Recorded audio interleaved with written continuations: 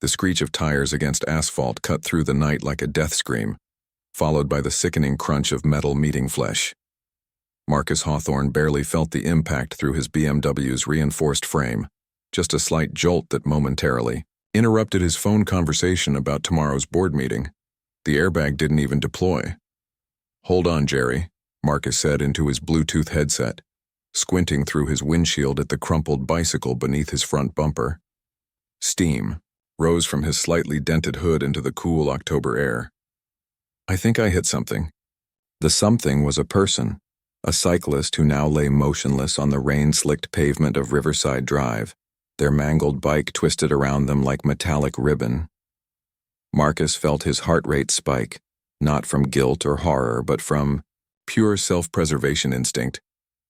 His first thought wasn't about the victim's condition, but about how this might affect his pending promotion to senior partner at the law firm. Marcus stepped out of his car, his Italian leather shoes clicking against the wet asphalt. The October wind whipped through his perfectly styled hair as he approached the scene. The cyclist wore a reflective vest and helmet, safety gear that had ultimately proved inadequate against 2 tons of German engineering, traveling at 45 miles per hour in a 35 zone. "Jesus," he muttered, pulling out his phone to call 911. But as he dialed, his mind was already calculating damage control. He'd been drinking at the firm's happy hour, 3 scotch and sodas, maybe 4. But he felt fine.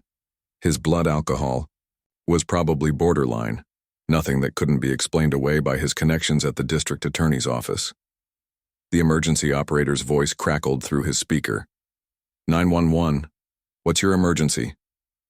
"I've been in an accident on Riverside Drive near the park entrance," Marcus said, adopting the measured tone he used in courtroom arguments. "A cyclist ran into my car. They appear to be seriously injured." Even as he spoke, Marcus could see the cyclist wasn't moving. No chest rise and fall, no groaning or stirring. The person's neck was bent at an unnatural angle, and dark liquid was pooling beneath their head. Marcus had seen enough crime scene photos in his career to recognize death when he saw it. "Sir, are you injured?" the operator asked. "No, I'm fine. My car barely has a scratch." The irony wasn't lost on him. His BMW's pristine condition stood in stark contrast to the human wreckage at his feet. Sirens wailed in the distance, growing louder. Marcus ended the call and looked around the empty street. No witnesses, no traffic cameras visible. Just him, his car, and the corpse of someone whose identity he couldn't determine beneath the safety gear and shadows. As red and blue lights began reflecting off the wet pavement, Marcus felt something unexpected bubble up from his chest. Laughter. Not the nervous laugh of shock, but genuine amusement at the absurdity of it all. Here he was, Marcus Hawthorne, who'd spent 15 years defending reckless drivers and getting them reduced sentences, finally on the other side of the equation. The cosmic joke was too perfect. A cyclist, probably some weekend warrior trying to save the planet one pedal stroke at a time, had just become roadkill because they couldn't be bothered to stay in the bike lane. Natural selection at work. Darwin would be proud.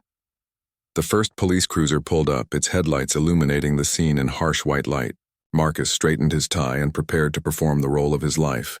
The shaken, sober citizen who'd unfortunately encountered an irresponsible cyclist on a dark night.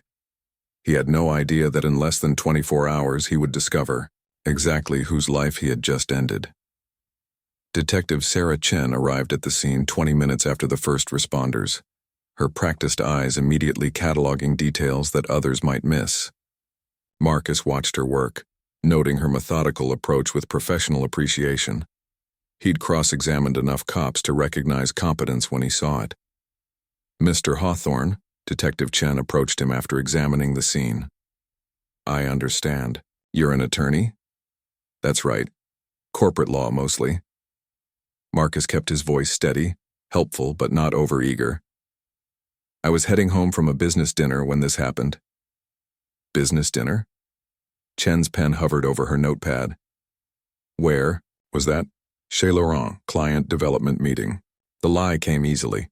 The restaurant was upscale enough to suggest sobriety, and he'd eaten there often enough to provide convincing details if pressed.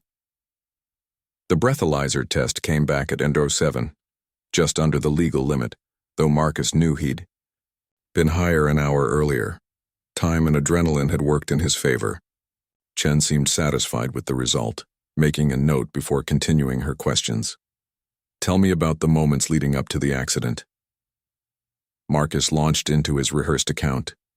He'd been driving the speed limit, paying attention to the road, when the cyclist suddenly swerved into traffic.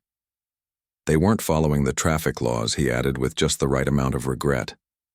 I didn't have time to react. The EMTs had already covered the body and were loading it into the ambulance. Marcus caught a glimpse of the victim's hand as the stretcher passed, small with chipped purple nail polish and a distinctive silver ring shaped like a butterfly. Probably a young woman, he thought, then pushed the observation aside. Details, like that could humanize the victim, make this more complicated than it needed to be. We'll need you to come in tomorrow for a formal statement, Chen said, handing him her card. Just procedure. Marcus nodded, pocketing the card. Of course, whatever helps with your investigation. As the emergency vehicles departed, leaving only Marcus and a maintenance crew to wash away the blood, he felt a surge of relief. The initial hurdle was behind him. No charges filed, no immediate suspicion. His legal training had served him well. Back in his BMW, Marcus called his brother David, a fellow attorney who specialized in criminal defense. I need you to recommend a good DUI lawyer, he said without preamble. Marcus? What happened? I was in an accident tonight. Killed a cyclist. The words felt surreal leaving his mouth. I passed the breathalyzer, but I want to be prepared. David was silent for a moment. Jesus, Marcus, are you okay? I'm fine. The car's barely damaged. Marcus examined his reflection in the rearview mirror. Not a hair out of place, his expensive suit unmarked. It was their fault, clearly, but you know how these things can get complicated. Where did it happen? Riverside Drive near the park. Another pause. That's Emma's route home from the hospital. Marcus felt a flicker of something. Not quite concern, more like mild curiosity. Emma was David's daughter, a resident at City General who lived in the Riverside district. I'm sure she's fine. This happened around 10:30. Yeah, she usually gets home earlier than that. David's voice carried a note of relief. Look, I'll text you some names of good lawyers. But Marcus, be careful what you say to anyone until you have representation. I know how this works, David. After ending the call, Marcus drove home to his penthouse apartment, parking his BMW in his reserved spot.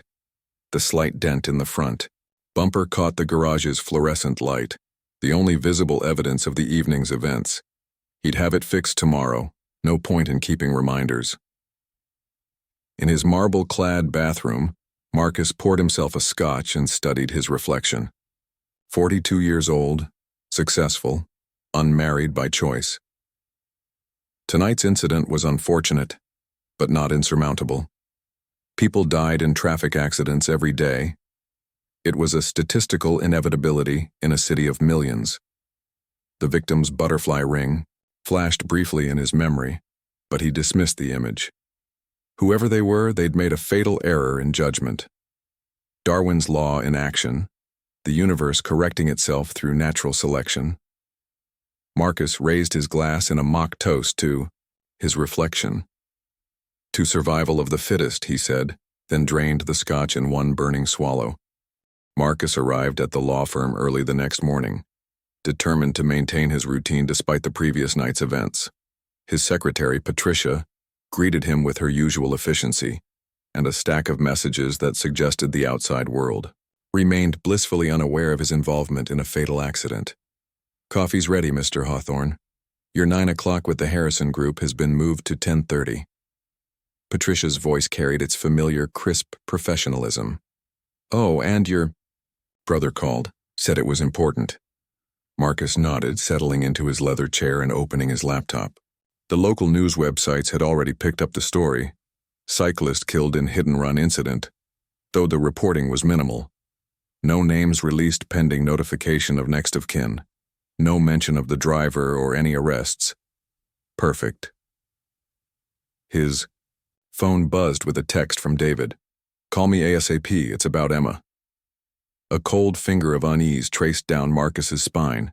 He dialed his brother's number, already formulating reasonable explanations for any concerning coincidence. Marcus. David's voice was strained, hollow. Emma didn't come home last night. The words hit Marcus like a physical blow, though he fought to keep his expression neutral. What do you mean she didn't come home?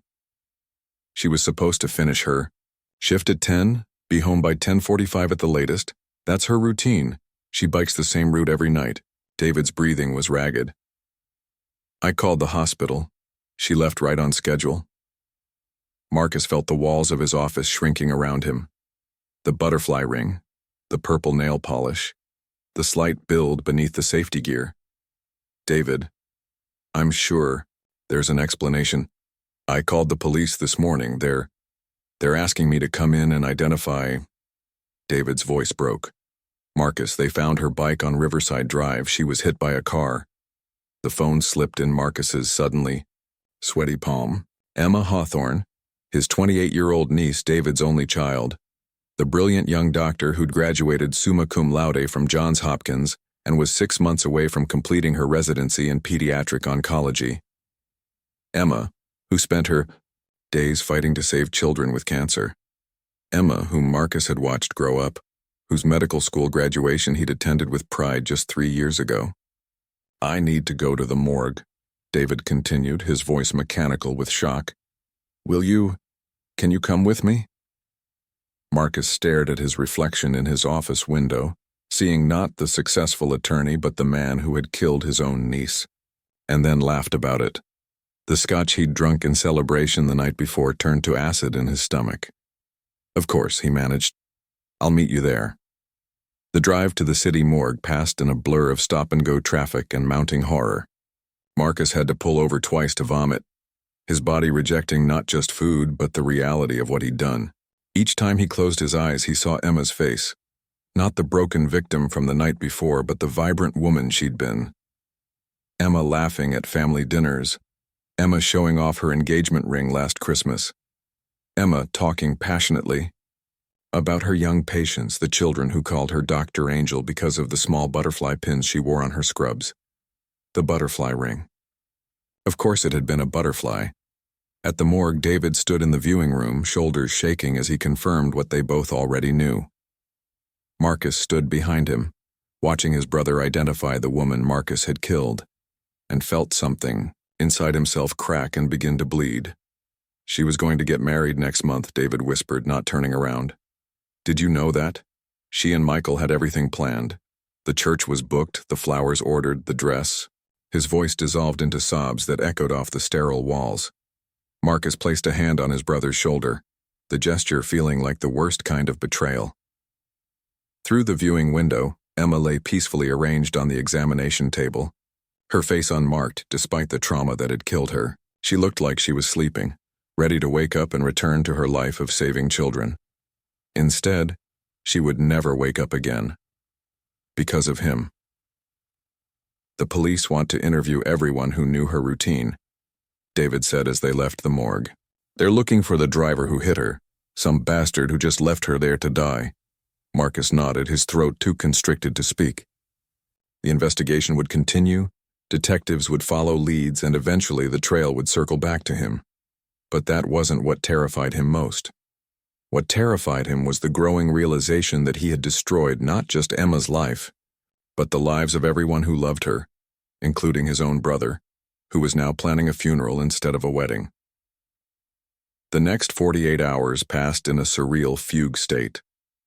Marcus attended the emergency partner meeting where senior associates expressed their condolences for his family tragedy, unaware that the grieving uncle was also the perpetrator. He sat through client conferences, his mind replaying the moment of impact while his mouth moved through familiar legal phrases. At Emma's impromptu memorial service at the hospital, he watched her colleagues share stories about her dedication to her young patients, each anecdote driving the knife of guilt deeper into his chest. Dr. Sarah Martinez, Emma's supervising physician, spoke with tears streaming down her face. Emma was supposed to present her research on childhood leukemia, Treatments next week at the National Pediatric Conference. Her work was going to save lives, potentially hundreds of children. She paused, struggling for composure. She stayed late Tuesday night to finish her research, trying to perfect every detail. That dedication, that commitment to her patients, is why she was on that road when Marcus felt the blood drain from his face. Emma had been on Riverside Drive because she'd worked late to save children's lives. If she'd left at her normal time, if she'd been 5 minutes earlier or later, if he'd taken a different route home from his drinking binge, the cruel mathematics of coincidence threatened to drive him insane. That evening, Marcus sat in his apartment, staring at the family photos on his mantle. Emma at age 5, missing her front teeth, holding the stethoscope he'd given her for Christmas. Emma at her high school graduation, hugging him in celebration. Emma at medical school, proudly, wearing her white coat for the first time. In every image, she radiated the kind of genuine goodness that Marcus had spent his adult life cynically dismissing as naive idealism. His phone rang, David calling for the 3rd time that day. "The detectives want to interview me again tomorrow," David said, his voice hollow with exhaustion. "They think whoever hit Emma might have known her route, might have been targeting her specifically." "Why would they think that?" Marcus asked, though he dreaded the answer. Because of the research she was working on. She'd been getting threats from some pharmaceutical lobbying group that opposed her findings about affordable treatments. "The police think it might not have been random." Marcus closed his eyes, feeling the situation spiral further into nightmare territory. Not only had he killed his niece, but his crime was now being investigated as a potential murder conspiracy. The irony was suffocating. Emma's dedication to helping children had painted a target on her back, and that same dedication had put her in Marcus's path at the exact wrong moment. "There's something else," David continued. "The police found tire marks and paint samples at the scene. They're running forensics on a dark blue BMW that was involved in the crash." Marcus's hands began to shake. His BMW was dark blue. The scratches on his front bumper, which he'd planned to have repaired, contained Emma's DNA and traces of her bicycle's reflective material. Physical evidence that would damn him the moment investigators connected the dots. "David," Marcus said, his voice barely above a whisper, "I need to tell you something." "What is it?" The confession died in Marcus's throat. How could he tell his brother that the monster they were hunting lived in his own family? How could he explain that while David had been frantically calling hospitals and filing missing person reports, Marcus had been celebrating his narrow escape from consequences? "Nothing," Marcus said. I'm sorry for your loss. For our loss." After ending the call, Marcus walked to his bathroom and stared at his reflection in the mirror. The successful attorney was gone, replaced by a hollow-eyed stranger who looked capable of terrible things, because that's exactly what he was. A man capable of killing his own niece and then attending her memorial service as if he were just another mourner. The bottle of scotch that had been his companion for celebration 2 nights ago now mocked him from the counter. He'd toasted Darwin in survival of the fittest, not knowing he'd just eliminated one of the fittest people he'd ever known. Emma, who'd devoted her life to healing others. Emma, who died because her uncle was too selfish and arrogant to call a cab after drinking. Marcus picked up the bottle and hurled it against the marble wall, watching it explode into 1,000 glittering fragments. The crash was satisfying for exactly 1 second before the silence returned, heavier than before. In that silence, he could hear something he'd been avoiding for days. Emma's voice from the last family dinner, talking excitedly about her upcoming wedding and her research. She'd been so alive, so full of plans and dreams and hope for the future. And he had ended all of it in one careless moment. The weight of that truth was finally too heavy to carry alone. Marcus sat in his car outside the police station for 20 minutes, engine running, hands gripping the steering wheel until his knuckles went white. The parking lot was busy with the afternoon shift change, officers arriving and departing in a steady stream of blue uniforms. Several times he reached for the door handle only to pull back as his nerve failed. His phone buzzed with another call from David. Marcus let it go to voicemail, then immediately played it back. "Marcus, I need you to hear this." The detectives found security footage from a restaurant near the accident scene. They can see a dark BMW leaving the area right after the estimated time of impact. They're putting together a list of every dark BMW registered in the city. David's voice carried a mixture of hope and exhaustion. They're going to find whoever did this to Emma. Justice is coming. Justice. The word felt like a physical weight pressing down on Marcus's chest. For 3 days, he'd watched his brother navigate the stages of grief while planning his daughter's funeral. He'd seen the hope in David's eyes every time the police called with an update. He'd listened to Emma's fiancé Michael sob at the viewing, talking about the children they'd never have, the life they'd never share, all while knowing he was the architect of their destruction. Marcus thought about Emma's research, the breakthrough treatments for childhood leukemia that would now never see publication. Her supervising physician had mentioned that pharmaceutical companies had been pressuring the hospital to suppress Emma's findings because they threatened their profit margins on existing treatments.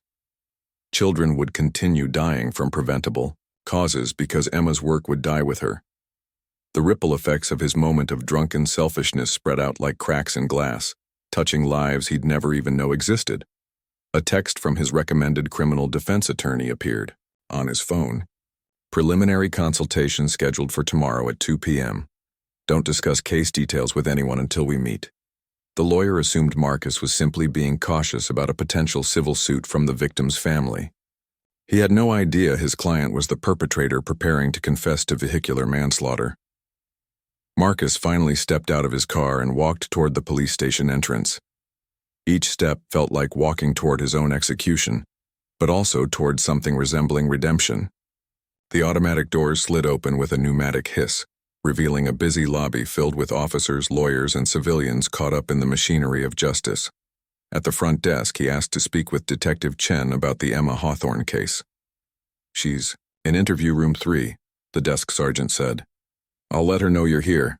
What's this regarding?" "I have information about the accident." 20 minutes later, Marcus sat across from Detective Chen in a sterile interview room, his hands folded on the metal table between them. Chen had her notepad ready, pen poised to capture whatever tip or lead had brought him in. "You said you have information about the Emma Hawthorne case?" she began. Marcus looked at the one-way mirror on the wall, knowing other detectives were likely watching from behind it. Soon they would all know what he'd done. Soon David would know. Soon the whole world would understand that Emma Hawthorne had died because her own uncle couldn't be bothered to call an Uber after a night of drinking. "Detective Chen," Marcus said, his voice surprisingly steady. "I need to tell you something about the night Emma died." Chen leaned forward slightly, sensing the gravity in his tone. "I was the driver." The words hung in the air like a physical presence. Chen's pen stopped moving. Her expression shifted from professional attention to shocked recognition. "Mr. Hawthorne," she said carefully, "are you saying you were involved in the hit-and-run incident that killed Emma Hawthorne?" "I'm saying I killed my niece." The confession tumbled out of him in a rush of words and tears he'd been holding back for days. "I was drinking at the firm's happy hour. I was speeding. I was on my phone. When I hit her, I didn't even realize it was Emma. I didn't know until David called me the next morning." Chen was already reaching for her radio to call for backup and to notify the district attorney's office. But Marcus kept talking, the words pouring out like water through a broken dam. "I laughed," he said, the admission causing his voice to crack. "After I killed her, I actually laughed. I thought it was funny that some cyclist had gotten in my way. I thought Darwin would be proud." The recording equipment was running now, capturing every word of his confession. Soon this interview would be evidence in his own trial. She was going to save children. Marcus continued, looking directly at the one-way mirror. "Her research was going to save hundreds of kids with cancer, and I killed her because I couldn't be bothered to drive sober."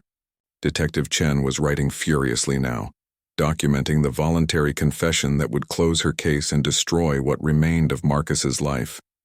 But as the handcuffs clicked around his wrists and his Miranda rights echoed in the small room, Marcus felt something he hadn't experienced in years: the possibility of genuine redemption through accepting the full weight of his consequences. 6 months later, Marcus sat in his cell at the state correctional facility, reading a letter from David for the third time. His brother's handwriting was still shaky, a side effect of the grief counseling and antidepressants that had become part of his daily routine since Emma's death.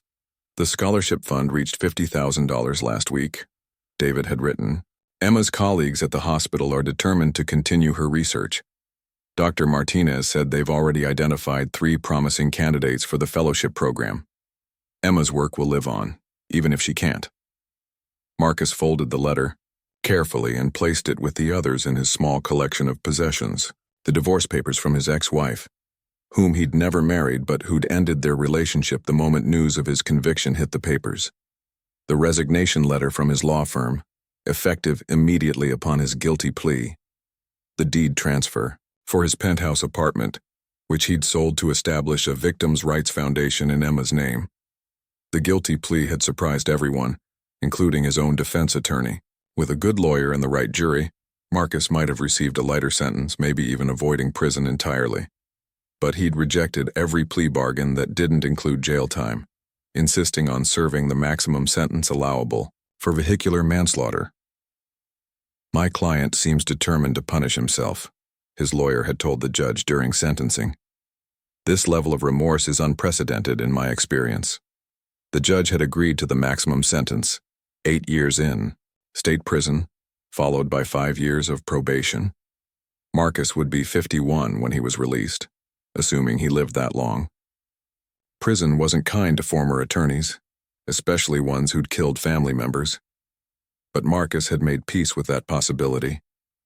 Death would be easier than living with what he'd done, but easier wasn't what Emma deserved.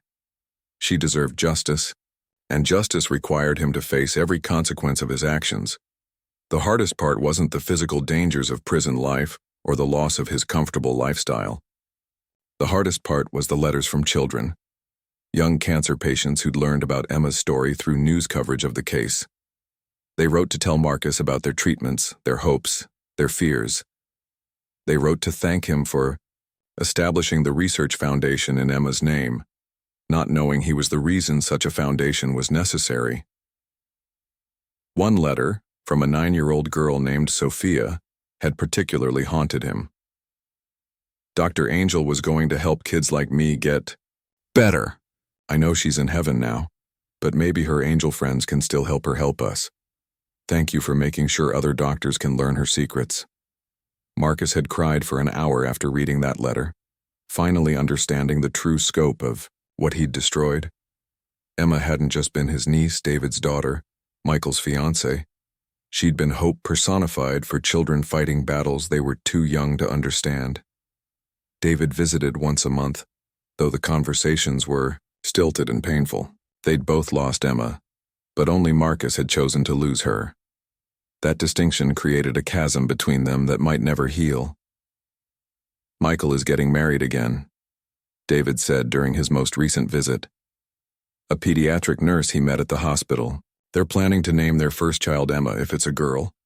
Marcus had nodded, not trusting his voice to remain steady. Life was continuing around the crater he'd created, slowly growing over his devastation like grass over a battlefield.